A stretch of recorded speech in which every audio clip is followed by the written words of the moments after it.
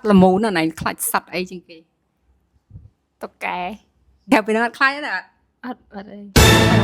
ថ្ងៃហ្នឹងបងមាន challenge ណាមួយតិចទៀតចាំបង surprise អូខេអូនយកចូលមក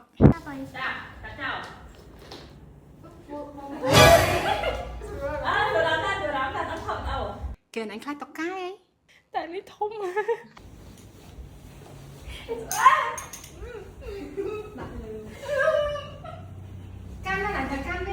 អូយយបើធំបលឹងអ្នកណាមិនខ្លាចលោកឲ្យសូមបីតែខ្ញុំជាមនុស្សដែលអត់ខ្លាចពស់ហើយប៉ុន្តែខ្ញុំនៅតែញើតជាមួយពស់មួយនេះដែលថាធំខ្លាំងពេកពស់នេះគឺគីឡូរហូតដល់ប្រហែល50ទៅ60គីឡូ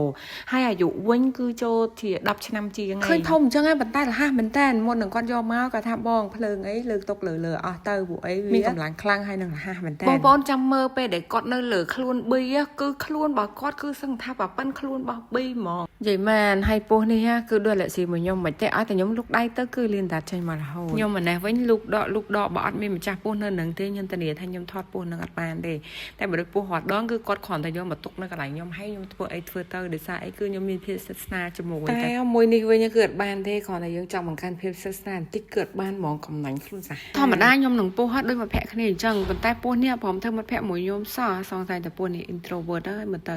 ចិត្តនៅតែឯ